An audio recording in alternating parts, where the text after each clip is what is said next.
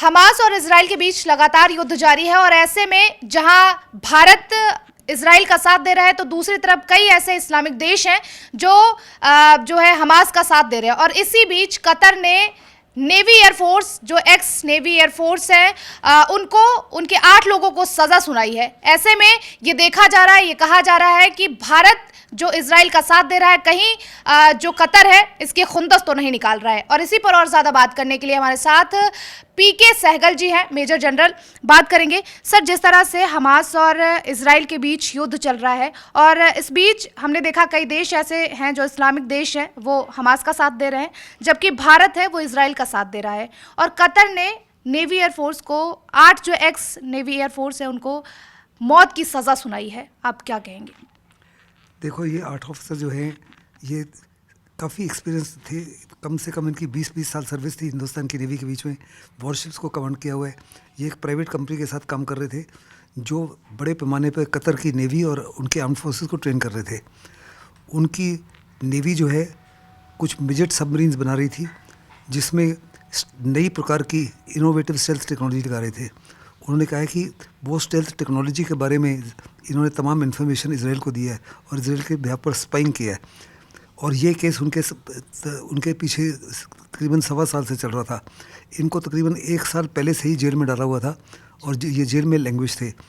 ये कहना कि ये कतर एक किस्म से बदला ले रहा है या एक किस्म से उसकी साजिश है, मैं उससे एग्री नहीं करता, क्योंकि ये केस जो है अगेंस्ट इन ऑफिसर्स के तकरीबन 8-10 महीने से वहाँ कतर की जेल में थे कि केस इनके ऊपर चल रहा था। सजा अभी हुई है। कतर के रिलेशन हिंदुस्तान के साथ काफ़ी बढ़िया हैं। उसकी बड़ी इन्वेस्टमेंट हिंदुस्तान में है। उसको तमाम चीज़ों को निगाह में रखते हुए मुझे नहीं लगता कि किसी भी हालत में इनको डेथ सेंटेंस होगा। हिंदुस्तान के एमईए ने साफ तौर पे कहा है कि हम बड़े पैमाने पर उनको हर प्रकार की लीगल सहायता देंगे। हम यकीन करेंगे कतर की गवर्नमेंट के साथ बातचीत करके कि उनको काउंसलर एक्सेस ज़्यादा दिया जाए और अगर हो सके तो at the ultimate analysis at the senior level शायद जयशंकर उनकी बात करेंगे। हो सकता है इवन मोदी जी भी बात करें। अगर आपको याद होगा कुछ साल पहले Qatar is also one of the Nations जिसने अपना हाईएस्ट सिविलियन अवार्ड जो है प्राइम मिनिस्टर मोदी को दिया है। प्राइम मिनिस्टर मोदी और हिंदुस्तान की उस माफी की रिलेशनशिप नहीं है कतर के साथ जैसे यूएई के साथ में या सऊदी अरेबिया के साथ में, लेकिन उसके बावजूद काफ़ी अच्छे रिश्ते नाते हैं। उनको ध्यान में रखते हुए मुझे पक्का यकीन है कि we will be able to see them. और दूसरा कि कतर जो कोर्ट्स में उसमें ओपेकनेस है, उस माफी की ट्रांसपेरेंसी नहीं है जहाँ जैसे हिंदुस्तान में है। लेकिन यहाँ पर 2 चीज़ें देखी जा रही हैं। एक तो कतर का हमास का साथ देना, दूसरी तरफ जो नेवी के ऑफिसर्स हैं उनको सज़ा सुना देना। तो आपको क्या लगता है ये क्या पाकिस्तान की तरफ से या फिर हमास की तरफ से ये किसी तरह का प्रेशर बनाया गया है कतर पर, इसलिए कतर ने बदले की कार्रवाई की है, या फिर आपको क्या लगता है? मुझे नहीं लगता कि पाकिस्तान किसी प्रकार से इनके ऊपर कोई प्रेशर बना सकता है। जितने भी मिडल ईस्ट और मुस्लिम कंट्रीज़ जो पाकिस्तान के सपोर्टर्स थे या पाकिस्तान को हर प्रकार की सहायता करते थे, फाइनेंशियल सपोर्ट देते थे, आज वो हिंदुस्तान को सपोर्ट करते हैं। उससे सब जानते हैं कि हिंदुस्तान जो है सबसे बड़ी ग्रोइंग मार्केट है। जो ऑयल है, because of renewable energy, oil की अहमियत ख़त्म होती जाएगी अगले 10-15 साल में। वो डाइवर्सिफाई करना चाहते हैं। उनके पास बहुत बड़े पैमाने पर सॉवरेन फंड्स हैं और सबसे सेफेस्ट इस समय और स्टेबल गवर्नमेंट जो है वो हिंदुस्तान की है। इधर इन्वेस्टमेंट करना चाहते हैं। इसलिए तमाम चीज़ों को निगाह में रखते हुए मुझे नहीं लगता किसी प्रकार से हमास प्रेशर बना सकता था कतर के ऊपर या पाकिस्तान बना सकता था।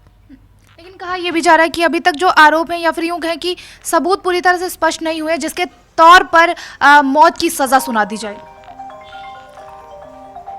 देखो, हिंदुस्तान ने कहा कि हम क्या कार्रवाई करते हैं, वो जब एक बारी पूरा हमको केस हमारे पास मिलेगा, वो केस हमको नहीं दिया, ना ही उनकी फैमिलीज़ को पता था इसके बारे में। हिंदुस्तान की सरकार ने भी उनको नहीं बताया था और ऑफिसर जो हैं उन्होंने भी अपनी फैमिली से बातचीत नहीं की थी। लेकिन अभी फैमिलीज़ को भी बताया गया कि हम उनके साथ तालमेल कर रहे हैं, फैमिलीज़ के साथ तालमेल कर रहे हैं, कतर की गवर्नमेंट के साथ कर रहे हैं। लोग कहेंगे तो अनेकों चीज़ें, लेकिन मेरी अपनी परसेप्शन है, मेरा अपना एनालिसिस है जिसमें साफ तौर पे मुझे लगता है कि कतर की सरकार जो है किसी प्रकार से पाकिस्तान या हमास के प्रेशर में नहीं आएगी। ये उनका जो फर्स्ट कोर्ट ऑफ जस्टिस है, फर्स्ट कोर्ट ऑफ जस्टिस होता है जैसे हमारा डिस्ट्रिक्ट कोर्ट या सेशन कोर्ट है। इसके बाद में there are several other courts of appeal. उनमें क्या होता है, क्योंकि अभी तक जो केस था उतनी स्ट्रांगली नहीं किया गया, अभी गवर्नमेंट जो है हर प्रकार की लीगल एड देगी उनको, perhaps will make available some of the best legal minds, और हो सकता है कि अगला कोर्ट जो है उनको डेथ सेंटेंस को मिटिगेट करके लाइफ सेंटेंस में कन्वर्ट कर दे या कुछ और कर दे। लेकिन मैं यकीनन कह सकता हूँ कि इनको सजाए मौत नहीं होगी।